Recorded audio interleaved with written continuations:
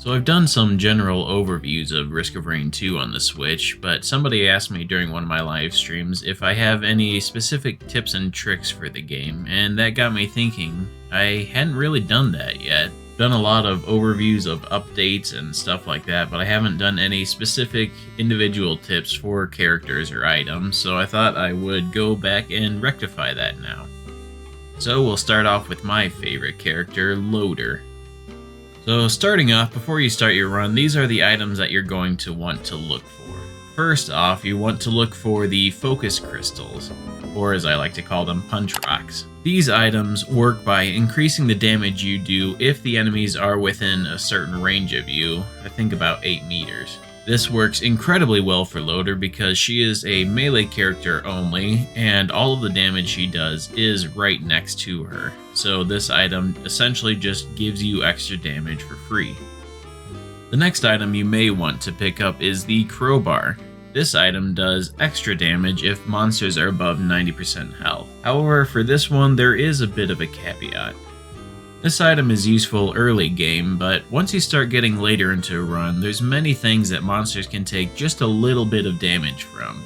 And once they get below 90% health, this item is useless. Plus, if you play on multiplayer, there are going to be other people with you, and if they happen to damage enemies, then the crowbar is useless again.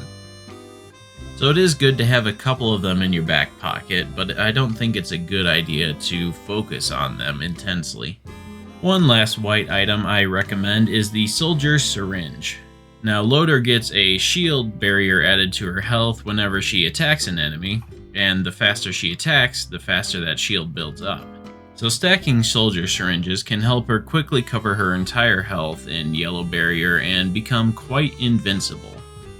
We'll turn to the green items now. Aside from the usual suspects that you want to stack on each character, like Willows, Infusions, ATGs, and having one of each of the bands, one item that you really want to get is Razor Wire. Because Loader is a melee character, more often than not she's in the fight, which means she's getting damaged or getting set on fire by elites. When this happens, Razor Wire is essentially a get out of jail free card. If you start taking some damage, it'll clear the field for you.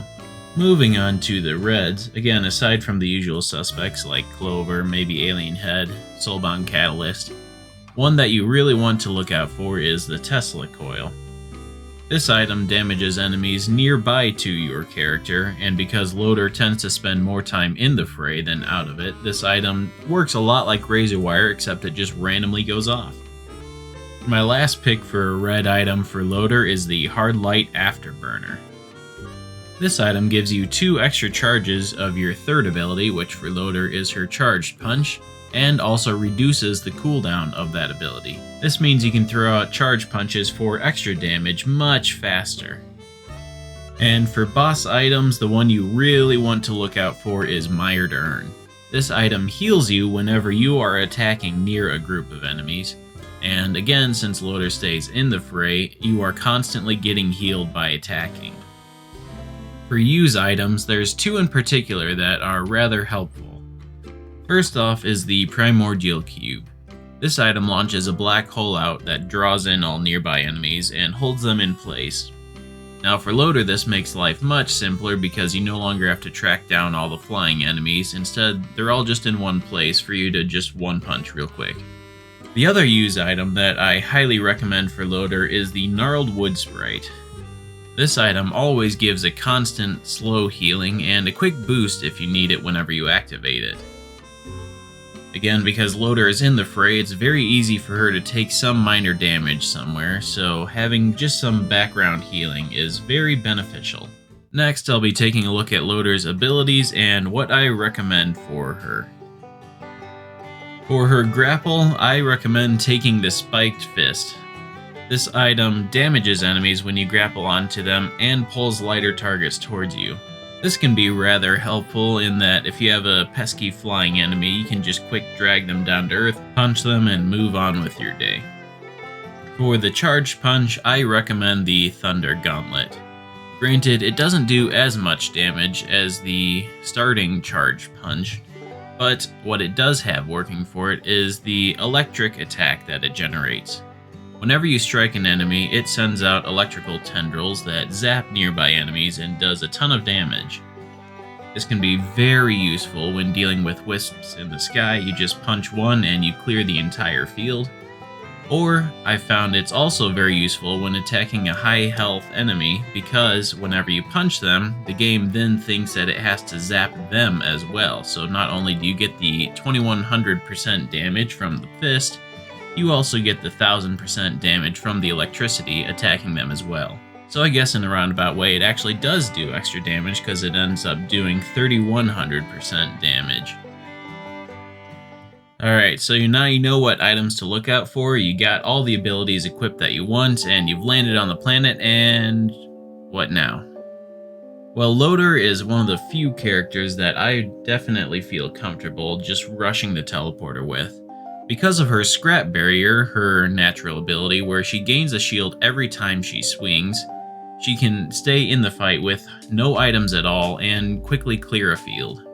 So you don't have to spend too much time buying items and farming coins, because Loader is strong enough on her own to just quickly sweep through a field of enemies and be on her merry way. One thing to note for playing Loader is that she has incredibly high mobility if you know how to use it. Her charge punch can be used to quickly leap across chasms and get high into the air, and her grapple can be used to Tarzan your way through the map. One nice thing about the grapple is that it seems to work by hit scan instead of actually being a projectile. What this means is that wherever your cursor is aiming, that is what the grapple will hit. There's no delay between it, you just aim and click and you've grappled onto things. Another tip that I've learned, this is true for all survivors, so I'll repeat it for all of them, is if you're having trouble dodging, the best way to dodge early on is to just run in a circle around them and jump. More often than not, they'll always try and aim for where you were, allowing you to get behind them very quickly and take them down without them being able to attack back. One final tip I have for Loader is to always get into the fray. Because of Loader's scrap barrier, she gets stronger by attacking, and she is a very strong character to begin with. It's very easy for you to clear the field, and if you spend time running, more often than not, you're going to get hit by some stray projectile and your health is going to go down. Whereas if you get into the fray, you can raise that scrap barrier, clear the field, and be the last one standing. Anyway, that's going to be it for Loader tips and tricks for Risk of Rain 2 on the Switch for the current update. And as always, like, comment, subscribe, share, and all that jazz that the good YouTubers say, and I shall see you all in the next video. Take care.